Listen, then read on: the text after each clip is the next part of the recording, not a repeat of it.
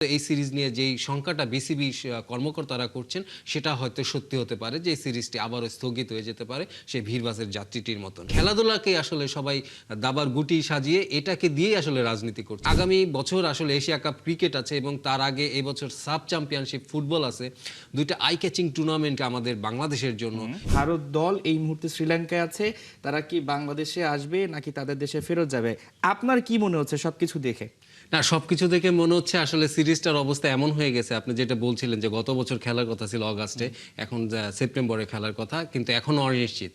সিরিজটা দেখে আসলে মনে হচ্ছে যে পুরো রাজনীতির চাপে ক্রিকেটটা আসলে স্যান্ডউইচ হয়ে যাচ্ছে এবং যেটা মনে হচ্ছে যে ওই ভিড়বাসে যাত্রীদের মতন, মানে শুরু ছিল, সামনে ছিল, পেছাতে পেছাতে মানে একদম তলানিতে গিয়ে ঠেকেছে। এখন আসলে যদি সিট পেতেও পারে, নাও পেতে পারে। তো আমি যতটা আপডেট জানি সেটা হচ্ছে যে এটা আসলে পুরোপুরি নির্ভর করছে দুই দেশের ক্রিকেট বোর্ড কিন্তু মোটামুটি একদম সেটেল করে ফেলেছেন, তাদের সূচিও ঠিক আছে। 28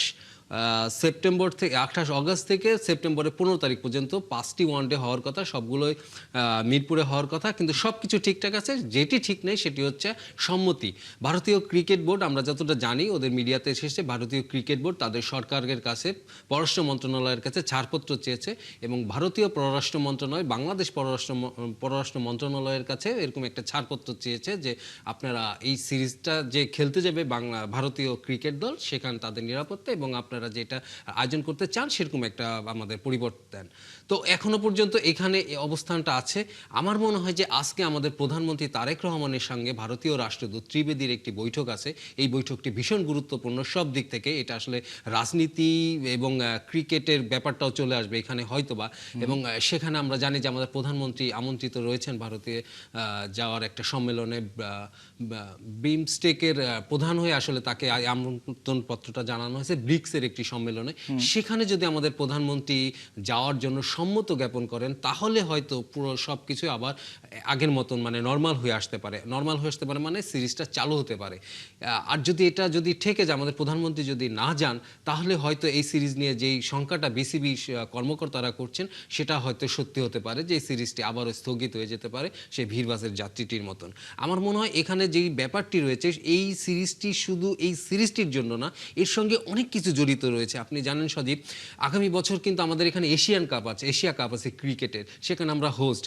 ভারত যদি এবার না আসে, এই সিরিজটাতে না আসে, তাহলে কিন্তু তখনও কিন্তু তারা আপত্তি জানাতে পারে এবং আমরা যেটা দেখি যে তারা কিছু হলেই কিন্তু বিষয়টা অনেক দূরে চলে যেতে পারে। হাইব্রিড, হ্যাঁ, বিষয়টা অনেক দূরে যেতে পারে এবং তারা যেটা করে যে হাইব্রিড মডেলে চলে যায়। তো সেখানে আগামী বছর আসলে এশিয়া কাপ ক্রিকেট আছে এবং তার আগে এই বছর সাব চ্যাম্পিয়নশিপ ফুটবল আছে।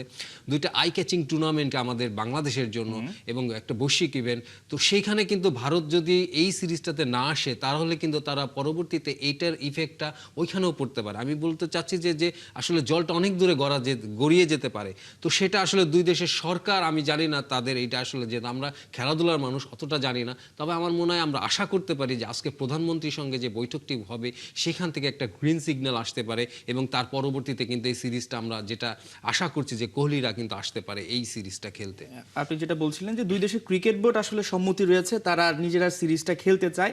আমি তামিম ইকবালের যদি কথা বলি, তিনিও তার জায়গা থেকে সবচেয়ে বেশি ট্রাই করছেন। তার একটা বড় প্রাপ্তি হবে যদি ভারতীয় দল বাংলাদেশে আসে। আপনি এটা নিশ্চয়ই জানেন যে এশিয়ান কাপে যখন ফুটবলটা হয়েছিল, এই ভারত টিম কিন্তু এসেছিল এবং খেলা হয়েছে সেটা হয়তো বা এএফসির কারণে, কিন্তু এটা যেহেতু আইসিসির সঙ্গে রিলেটেড, এখানে ভারতের অনেক কিছু থাকতে পারে।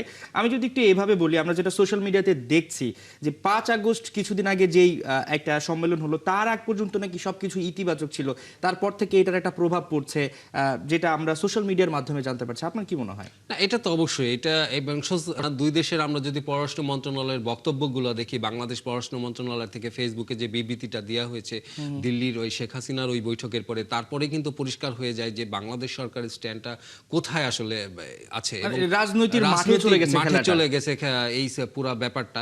এখন আসা আপনার বিসিবির যারা কর্মকর্তা রয়েছেন, আমরা জানি আপনি যেটা বলছিলেন যে আইসিসি যে জয় শাহ চেয়ারম্যান, তার সঙ্গে কিন্তু তামিম ইকবালের একটা বৈঠক হয়েছিল এবং তার পাশাপাশি ভারতীয় ক্রিকেট বোর্ডের সঙ্গে কর্মকর্তাদের সঙ্গে তার বৈঠক হয়েছিল। রাখা হয়েছে। স্লটটাও হয়েছিল ভারতীয় ক্রিকেট বোর্ডের, ওই স্লটটা কিন্তু খালি। তারা শ্রীলঙ্কা থেকে ঢাকা আসবে, ঢাকার থেকে আবার গিয়ে ওয়েস্ট ইন্ডিজের সঙ্গে খেলবে, সবকিছু তাদের এই প্ল্যান মোতাবেকই রয়েছে। এবং তাদের সাংবাদিকরা আমরা জানি কয়েকজন বাংলাদেশে ভিসার জন্য একটা ট্রাই করার চেষ্টা করছিলেন যে এই সিরিজটা খেলতে আসবেন, মানে সবকিছুই ঠিক ছিল।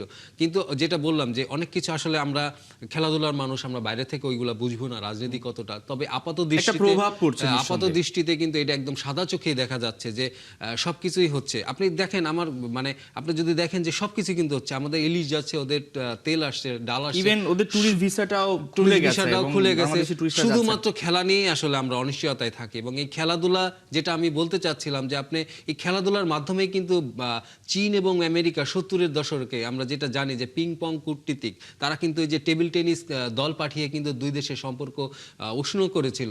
সেখানে কিন্তু আমরা এখন দেখি যে এই খেলাধুলাকে আসলে সবাই দাবার গুটি সাজিয়ে এটাকে দিয়েই আসলে রাজনীতি করছে। তো এটা আসলে আমাদের খেলাধুলা প্রেমী যারা আমরা, আমাদের কাছে আসলে এইগুলো হতাশজনক। আমরা চাই যে রাজনীতির বাইরে খেলাধুলা থাকুক, ভারতীয় দল আসুক এখানে, সঙ্গে একটা তার রিলেশন রয়েছে এবং তার একটা সমর্থন রয়েছে তামিম ইকবালের সঙ্গে। সো তামিম ইকবাল ওই জায়গাটা থেকে নিজেকে তৈরি করেছেন এবং বাংলাদেশ ক্রিকেট বোর্ডের সাথে কিন্তু ভারতীয় ক্রিকেটের ক্রিকেট স্বার্থে বোর্ডের যেটা ভালো হবে তিনি সেটাই করছেন। সেটা করেছেন, যোগাযোগটা অন্তত রেখেছেন এবং ভালো যোগাযোগ তাদের সম্পর্ক রয়েছে। নিশ্চয়ই আমরা আলোচনা করতে চাই একটু অন্য প্রসঙ্গে নিয়ে, যেটা হচ্ছে আমরা তো ভারত দলের সফরটা অনিশ্চিত সেটা বুঝলাম, তবে আজকে হয়তোবা অনেক কিছুই জানা যাবে, যে হয়তোবা তাদের সরকারকে বা তাদের পররাষ্ট্র মন্ত্রণালয়কে জানানো হবে যে এই ব্যাপারগুলো আমাদের রয়েছে।